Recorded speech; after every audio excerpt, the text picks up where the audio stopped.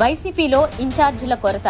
ఎన్నికల ముందు వైఎస్ జగన్ తీసుకున్న సామాజిక సమీకరణలు, నియోజకవర్గాల మార్పుల నేపథ్యంలో రాష్ట్రంలో చాలా నియోజకవర్గాల్లో ఇన్ఛార్జీల కొరత ఏర్పడింది. గ్రామ స్థాయిలో టీడీపీ నాయకులు దాడి చేస్తున్నా తాము ఎవరికి చెప్పుకోవాలో తెలియక వైసీపీ కేడర్ దిక్కుతోచని స్థితిలోకి వెళ్లిపోయింది. గతంలో ఎమ్మెల్యే అభ్యర్థిగా పోటీ చేసిన వారికి ఫోన్ చేస్తున్నా లిఫ్ట్ చేయడం లేదని, కొన్ని చోట్ల లిఫ్ట్ చేసినా ఆ నియోజకవర్గానికి మాకు సంబంధం లేదని చెబుతున్నట్లు తెలుస్తోంది. ఇప్పటికైనా పార్టీ కోసం, కార్యకర్తల కోసం పనిచేసే నాయకులను, ఇన్ఛార్జీలను నియమించాలని జగన్ ను కార్యకర్తలు కోరుకుంటున్నారు.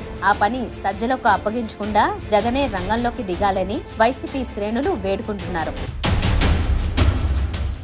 వైద్య పరీక్షలకు హాజరైన ఎమ్మెల్యే ఆదిమూలం బాధితురాలు. సత్యవేడు ఎమ్మెల్యే ఆదిమూలం తనను లైంగికంగా వేధించారని ఆరోపణలు చేస్తున్న బాధిత మహిళ ఇవాళ వైద్య పరీక్షలకు హాజరైంది.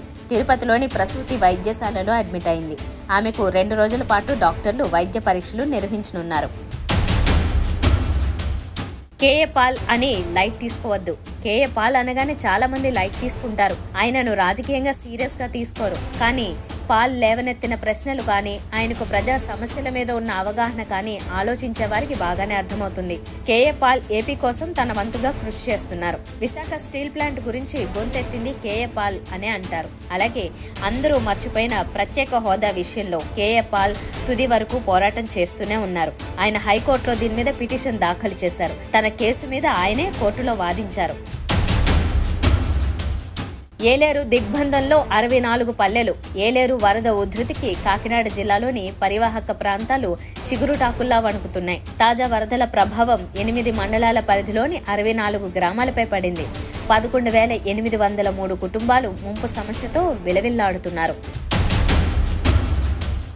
జగన్ లండన్ టూర్కు క్లియరెన్స్.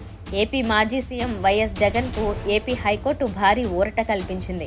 జగన్ పాస్పోర్ట్ రెన్యువల్ ను 5 ఏళ్లకు పెంచాలని అధికారులను ఆదేశించింది. దీంతో జగన్ లండన్ టూర్ కు క్లియరెన్స్ లభించింది.